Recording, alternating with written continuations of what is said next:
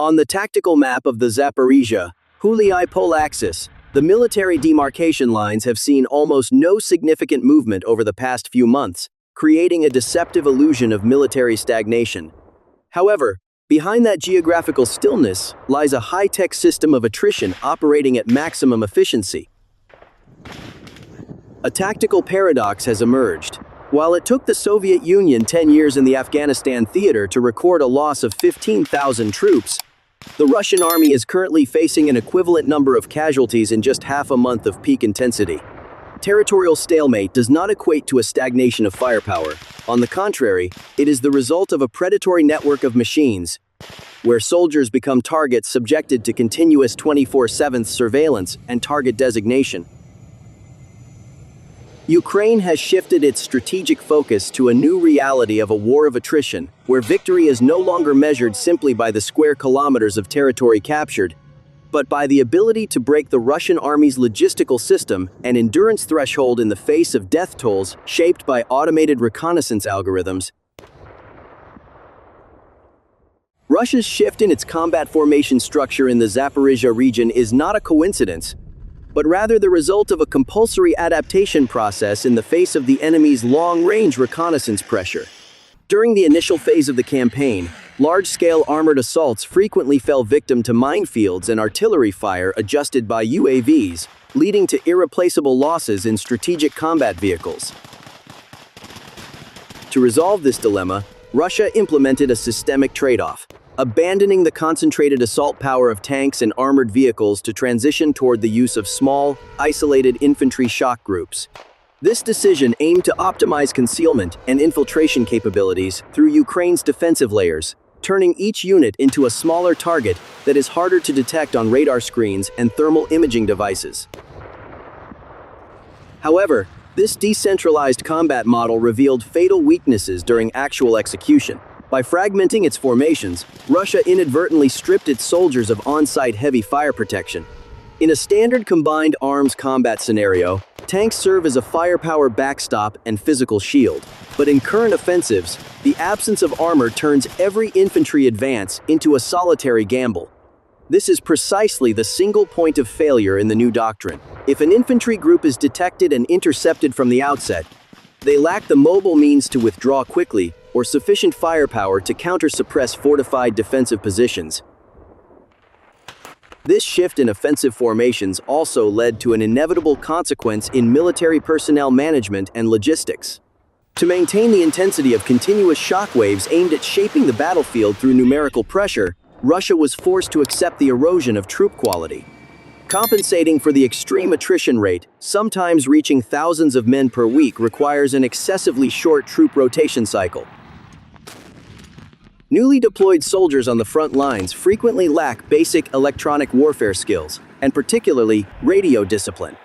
The use of unsecure communication devices or continuous signal broadcasting in the combat zone creates distinct electromagnetic signatures, allowing Ukraine to pinpoint assembly areas and choke points with precision even before an attack commences. The consequence of utilizing inexperienced troops is a widespread, negative cascade effect. A minor error by a shock group, such as navigating off-route into areas already pre-targeted by Ukraine, can lead to the collapse of the entire coordinated plan behind them. When squad-level commanders are eliminated early due to poor concealment skills, the remaining groups fall into a state of disorientation, leading to skyrocketing casualty rates in an endless loop. A lack of experience leads to a higher susceptibility to mistakes, and these mistakes, in turn, cause troops to be depleted faster than they can be trained and replenished. Russia is operating a military machine with a manpower consumption rate that exceeds its capacity for qualitative regeneration, turning its offensives into a grim statistical equation rather than successful efforts to capture terrain. This adaptation, while helping them maintain their presence on the front lines, places an immense burden on the long-term survivability of the remaining elite combat units.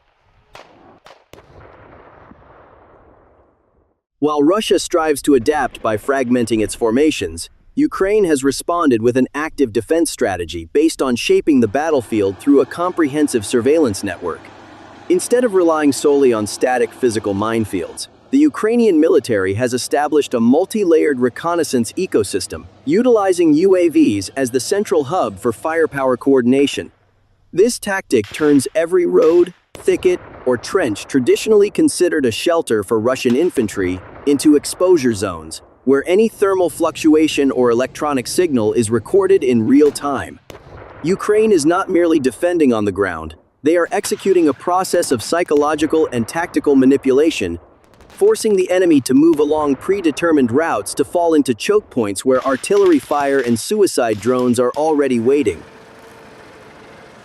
Ukraine's operational philosophy during this phase is based on the principle of persistence is more important than range. Instead of expending ammunition on hard-to-identify mobile targets at great distances, Ukrainian drone operator units maintain a continuous airborne presence to study the enemy's movement patterns.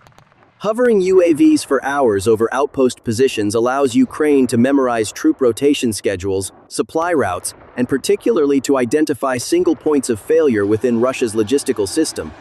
The decision to deliver the decisive blow is only executed at the exact moment the enemy is most vulnerable, usually when Russian shock groups are massing troops or transferring supplies at temporary strongholds.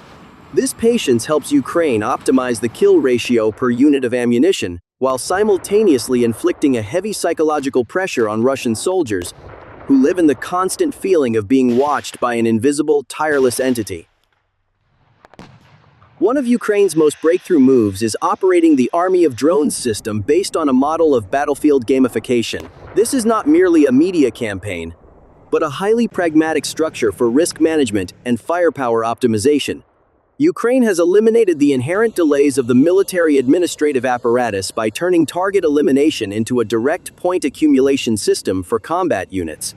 Soldiers who destroy Russian tanks, armor, or command positions receive reward points, which can be immediately exchanged for new technological equipment, spare parts, or next-generation drone models directly from manufacturers. This mechanism creates a self-sustaining ecosystem where resources and firepower constantly flow toward the units with the highest performance and the best adaptability to real-world developments. However, this tactic also comes with significant strategic trade-offs. The heavy reliance on the UAV network requires Ukraine to maintain an ultra-secure and stable data transmission infrastructure. If Russia can successfully deploy wide-area electronic jamming systems, Ukraine's entire all-seeing eye system will be blinded, creating a cascade effect that deprives artillery of its precise target designation capabilities. To mitigate this risk, Ukraine is forced to invest heavily in anti-jamming solutions and constantly change operating frequencies, a process that demands the continuous consumption of technical and financial resources. Furthermore, prioritizing firepower for high-performing units sometimes leads to an imbalance in defensive capabilities across different sectors of the front line, forcing Ukrainian strategic planners to calculate meticulously to avoid creating vulnerable gaps for Russian infantry infiltrations. The combination of modern surveillance technology and decentralized operational mechanisms has allowed Ukraine to maintain a steady intensity of attrition without having to engage in manpower-intensive direct confrontations. By focusing on breaking the enemy system's will and operational capacity, rather than capturing terrain, Ukraine is proving that in modern warfare, the control of information and speed of reaction are the keys to subduing an opponent with an absolute advantage in numbers. It is this mindset that has set the premise for dramatic direct confrontations between machine systems on the battlefield, where the human element is gradually stepping back before the dominance of tactical algorithms.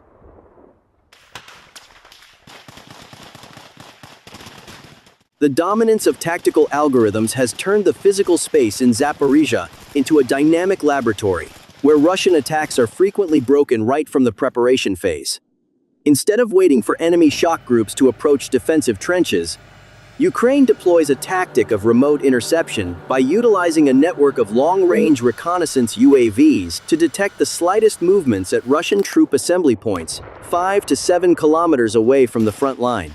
At this distance, Russian infantry often tend to relax radio discipline and concealment rules due to a misconception of safety beyond the range of direct firepower. However, the combination of reconnaissance UAVs and precision artillery has turned these assembly points into instantaneous kill zones. The elimination of squad commanders and transport vehicles right at the starting point creates a cascade effect, leaving subsequent waves of attack disoriented and lacking the necessary coordination before they even manage to encounter Ukrainian defenders. As Ukraine's electronic warfare measures become increasingly sophisticated, the Russian military has executed a notable technical trade-off, deploying fiber-optic controlled UAVs. This is a solution aimed at overcoming the single point of failure of radio-controlled drones, which are highly susceptible to jamming. The use of physical cables allows Russian drones to maintain high-quality video connections and remain completely immune to electromagnetic jamming devices. However, this advantage creates a new physical vulnerability. The fiber-optic cable trailing hundreds of meters behind the drone becomes the target of a new form of warfare. Ukraine has responded by deploying small, unmanned ground vehicles, capable of moving silently through trenches and dense bush areas.